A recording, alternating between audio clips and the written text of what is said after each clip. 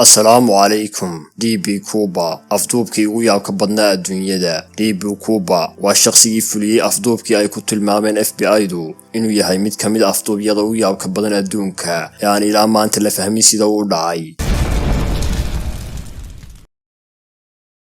رمضان كريم daawade muuqaalkan sida aad u jeedo waa uu ka dheer yahay muuqaaladii aan ku soo gudbin jirnay kanaalkeena wuxuu xambaarsan yahay xog diyaarinteeda lagu bixiyay waqti iyo dadaal badan fadlan subscribe saar kanaalka gambaleelkana furo si aad u hesho xogta aan halkan soo gelino muuqaalkana sidoo kale like saar haddii aad ka heshay la wadaag asxaabtaada sheekadani waxay bilaabmatay maalinimo Arbaca waa 24 November 1971 waa hal maalin ka hor 25 November oo ah maalin ay Kiristaanku u dabaaldegaan dhalashada Nabi Ciise maalintaas madaarka waxa soo galay in lagu magacaabo Dan Kuba oo goostay tikid kamid ah diyaaradaha shirkadda Northwest Airlines tikidkan oo qiimihiisu ahaa $20 ayuu diyaaradda kaga raacay magaalada Portland ee stateka Oregon isaga oo ku wajahan magaalada Seattle ee dhacday stateka Washington xisaabta ku darso 1971 iyo waqtiyadii ka horeeyay qofku waxa uu goosan karay tikidka diyaaradaha ee localka ah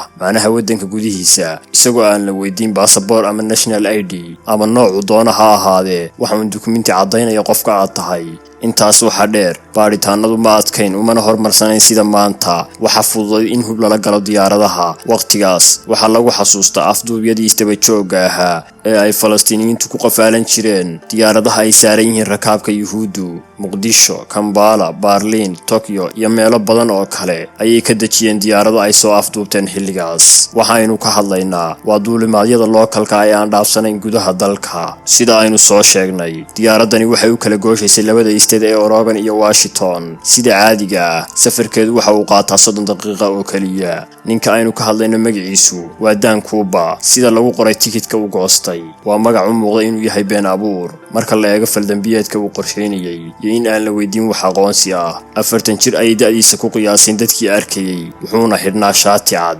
surwaal madow iyo tay madow waxa uga sareeyay koodheer oo nooca lugaha gaadha si gaar ah u xasuusnaa tayga madow oo xidhnaa habaar kadib ayaynu marka laga yimaado dharka uu xidhnaa wuxuu watay boorso madow iyo baag wuxuu la fuulay diyaaradda oo nooceedu ahaa Boeing 727 wuxuuna fadhiistay qaybta dambe ee diyaaradda kursiga nambarkiisu yahay 18 gabadh ka tirsan shaqaalaha diyaaradda ayuu ka dalbaday inuu keento sharaab lagu magacaabo bourbon oo ah mid kamid ah noocyada khamriga sida nin aan walwal adduunyo iyo dhib qabin ayuu u fadhiyay kabtankii diyaaradda ayaa rakaabka u sheegay inay suumanka xidhaan maadaama ay diyaaraddu kacayso waa 3 galabnimo wax walba waxay u socdaan sidii loogu talagalay Kubar hareeraha ayuu iska eegay rakaabka ayuuna isha mariyay ma badna tiradoodu waa 36 qof oo kaliya waxa dheer shaqaalaha diyaaradda kadib markii uu qiimeeyay xaaladda wuxuu u yeeray gabadhii ugu dhaweyd shaqaalaha diyaaradda wuxuuna u dhibay warqad ay ku qoran tahay fariin muhiim ah waxay u fahantay inuu taleefankiisa u reebay jeebka ayay ku ridatay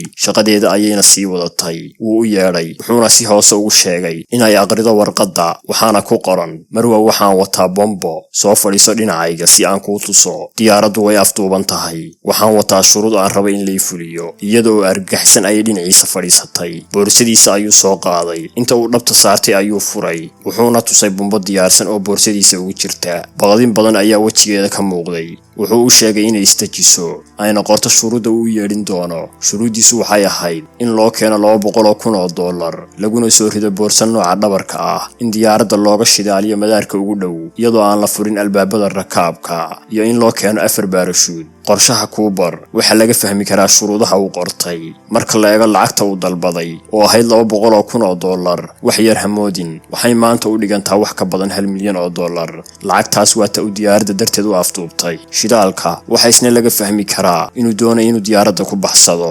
baarashuudka isna wuxuu ugu talagalay inuu diyaaradda kaga boodo waxa isweydiin keentay sababta uu dalbaday 4 baarashuud maadaama hal xabo ay ku filan tahay waxa loo fahmay qorshahan inuu doonayo qaar kamid ah rakaabka ama shaqaalaha diyaaradda inuu ku qasbo inay la degaan Cooper inna kuma qasbin inay diyaaradda ka degto. Kanina wuxuu ahaa qorshe ugu talagalay inaan loo soo dhiibin baarashuud ciladaysan oo aan shaqaynayn. Wuxuu gabadha faray inay warqadda gaadhsiiso duuliyaha. Way gaadhsiisay. Isna wuxuu fariinta u sii gudbiyay madaxa shirkadda iyo laamaha dawladda ee ku shaqada leh. In yar kadib ayay u soo noqotay Cooper oo kursigiisa ku fadhiya. Sharaabka ay u keentayna cabaya. Wuxuu xidhan yahay muraayada uusan markii hore wadan. Laga yaabaa inuu ugu talagalay inuu kaga yaabsado oo tuug weyn isaga dhigo. Waxay u sheegtay in fariintiisii loo gudbiyay shirkadda iyo dawladda labadaba. Wuxuu u sheegay gabadha in aysan diyaaraddu degi karin ilaa inta loo dhammaystirayo dalabkiisa. Daawade, arrinta la yaab kale ayaa ah tilmaamtii laga bixiyay Cooper oo ahayd inuu ahaa nin aad u degan oo jawiga iyo xaaladda taagan aysan welwel iyo walaac ku hayn. Si degan ayuu u fadhiyay. Kursigiisa ayuu amarada ka bixinayaa, jawaabahana ku sugayaa. Aad ayay u adag tahay dambiiluhu si walba ula qabsado dambiyada dhaca, boobka iyo afduubka iyo xataa dilka inuu ku sugnaado xaaladan degan. Way caddahay in Cooper uu ahaa qof qalbi adag. Markii ay soo gaareen magaalada Seattle oo ah meeshii rakaabku u socday, ma aysan degin diyaaraddu.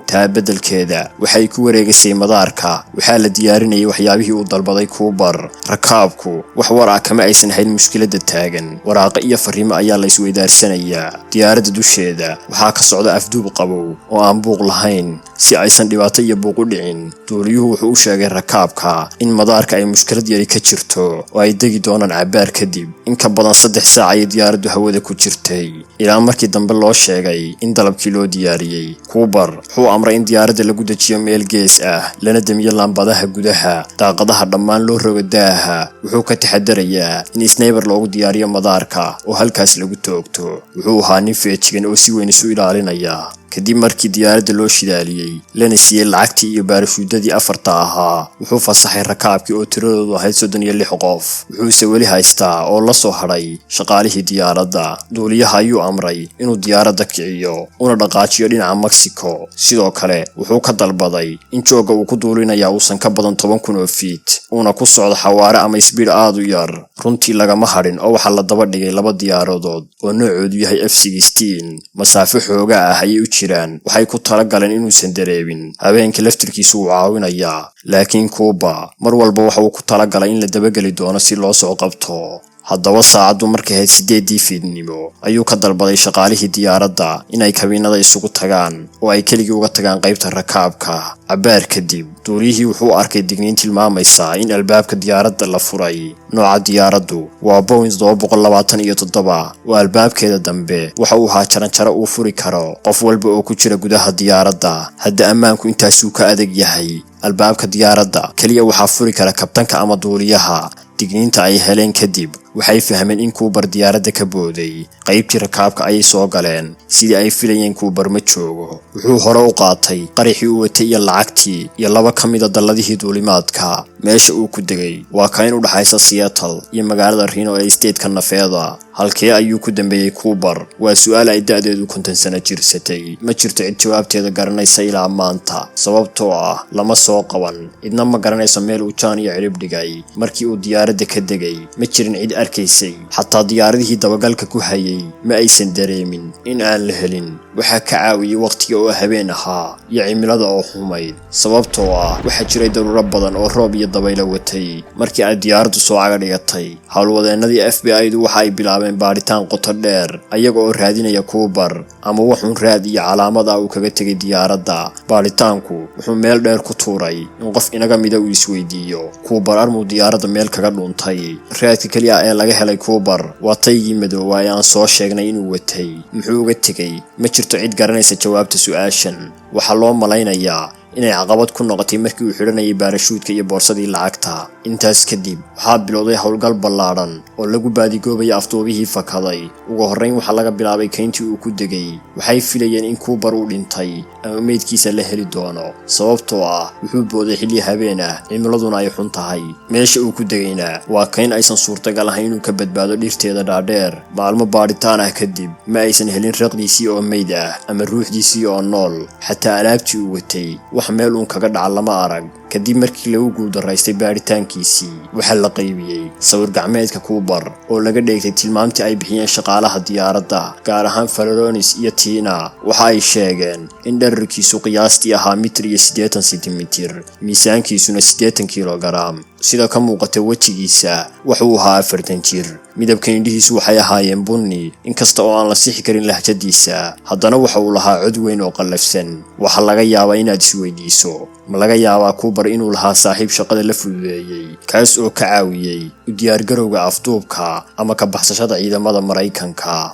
arrintaas waxa meesha ka saaray shaqaalaha FBI-da kadib markii ay wareysteen duuliyihii oo sheegay inuu isagu doortay wadada diyaaradda markii ay ka soo kacayeen garoonka Seattle ay u socdeen dhinaca Mexico. Cooper ma faragashan jidka duulimaadka, mana soo gudbin wax codsi ah oo dariiqa duulimaadka ku saabsan. arrintaasi waxay caddayn u tahay in aysan jirin cid meel ku sugaysa si ay uga caawiso baxsashada.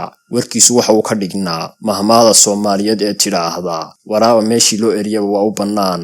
shaqaalaha FBI-du waxa kale oo ay sameeyeen arrin ka caawin karta in Cooper la soo qabto xataa haddii uu baxsado.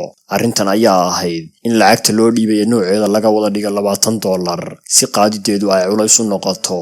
qodobka labaad ee ay sameeyeen ayaa ahaa inay qorteen nambarka taxanaha ee lacagta si dabagalkeedu ugu fududaado. magaalada lagu arko lacagtaas waxaa la garanayaa inuu Cooper joogo, qofka lagu arkana waa la qabanayaa sababtoo ah waa Cooper ama Cooper ayaa siiyey. haddaba lacagtan cid isticmaalaysa lama soo sheegin, laakiin 9 sano kadib sanadkii 1980 wiil 8 jir ah oo ku ciyaaraya webiga Louis dhinaciisa ayaa qoday meel webiga u dhow. waxa uuna ka helay 3 xidhmo oo lacag ah. nooca lacagtu waa $20, tiradeeda guudna waa 5,800. inteeda badan waa lacag go'go'day oo aan shaqaynayn. baaritaan lagu sameeyay ayaa lagu ogaaday in lacagtan ay qayb ka ahayd qarashkii la siiyey Cooper. meesha laga helay lacagtan waxa lagu magacaabaa Tina Bar. waa goob xoogaa ka fog halkii uu ku degay Cooper. dadka qaar ayaa aaminsan in Cooper uu lacagta meesha ku aasay, laakiin waxaa jira aragtiyo kale oo tilmaamay in lacagtan ay soo raacday biyaha webiga Louis sidaasna ay ku timaaday meeshan. haddaba sidee ayuu ku sii socday baaritaanku? ma la helay caddaymo ama raad ku saabsan Dan Cooper ama DB Cooper? maxay ahaayeen dadkii la soo xiriiray laamaha ammaanka ee sheegay inay yihiin DB Cooper ama ay wax ka og yihiin? meel ma lagu sheegay lacagtii uu dhacay afduubahani? su'aalahan iyo qaar kale oo badan waxaynu kaga jawaabi doonaa qaybta labaad ee muuqaalkan. daawasho wacan.